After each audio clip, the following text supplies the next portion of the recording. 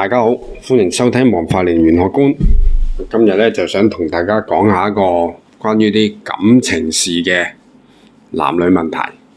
咁由於今日咧就喺網上睇到一條新聞啦，就講有對運動界嘅情侶。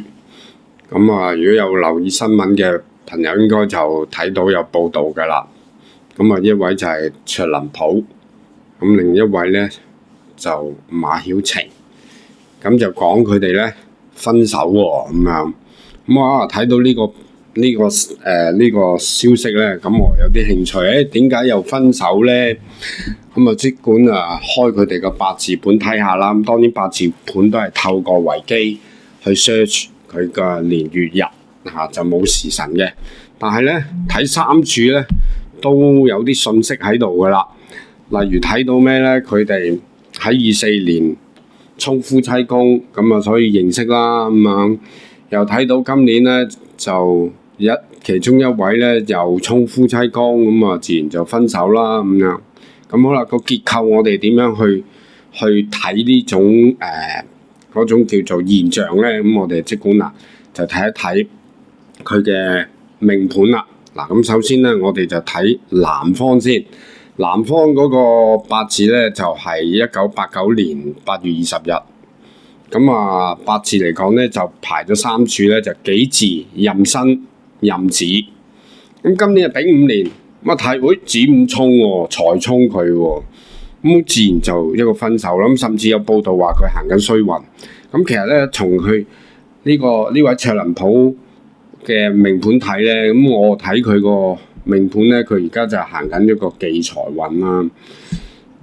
咁啊，亦都代表咗咩咧？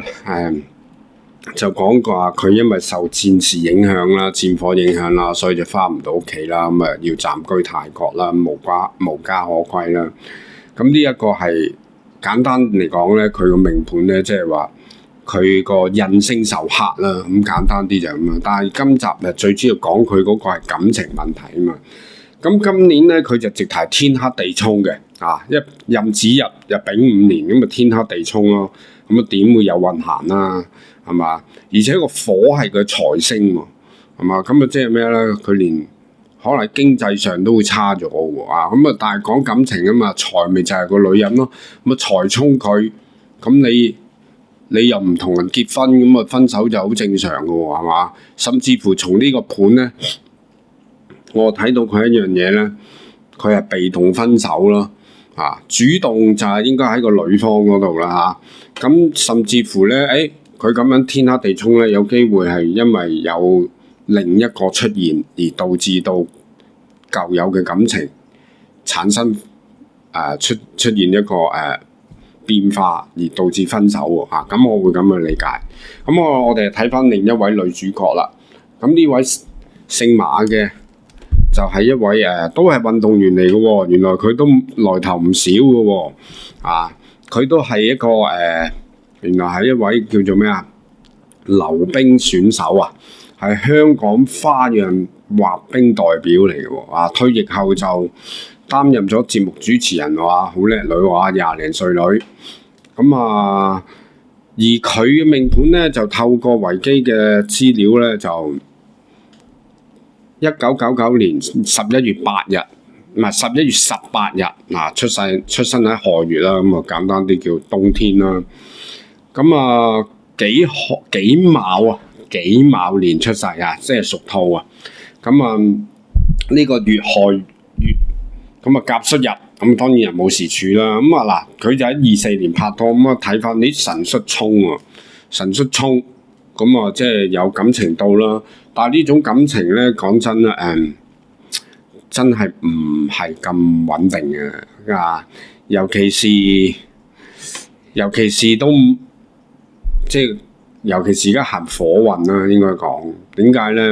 火克官煞，係嘛？佢係五戌合火，五戌合喎，合佢夫妻宮其實係應該係好㗎，有合喎，有合嘅現象應該要有分嫁嘅一個現象啦，咁但係冇喎，係嘛？個男方又唔同佢結婚喎，咁好自然就會分手喎。而家相食又克官煞噶嘛，咁好自然就對於對於個觀星有所厭倦啦，或者我叫做咁所以咧就尤其是佢時柱唔知佢時柱啦，佢三柱嚟講又冇觀星咁即係話喺異性嗰方面對佢心目中，我會睇法就係話唔係佔有喺呢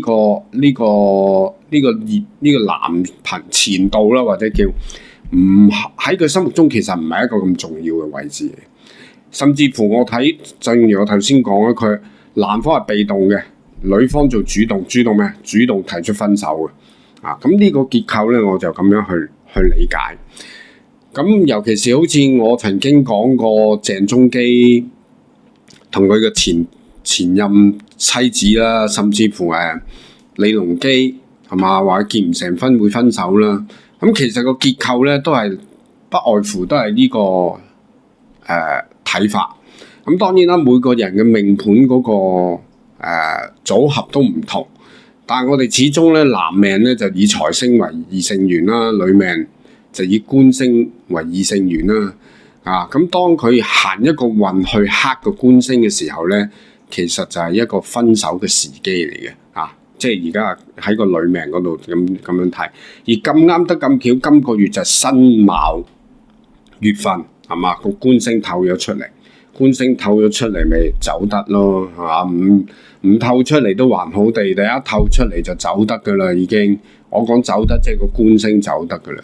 咁但係呢個命盤俾我所睇咧，佢就算分手都好，都唔係話特別一個好傷心嘅一個心情即係我會咁樣理解因為咧，我相信咧，我睇到呢位馬曉晴係嘛？呢位馬曉晴妹妹啦，我叫佢做妹妹啦我睇到佢行個火運嚟講咧，反而對佢咧，好似係一種好似分咗手，仲好似係鬆咗一口氣嗰個，即係好似仲好似放低咗啲重擔嗰種壓力嗰種心情即係放低咗咁我會咁去理解啦。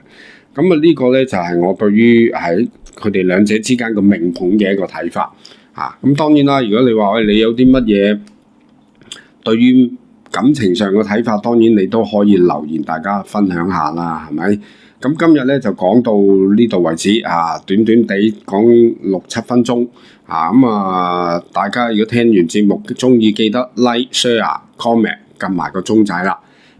下次有啲乜嘢新題目，我再同大家講解下、分享下。拜拜。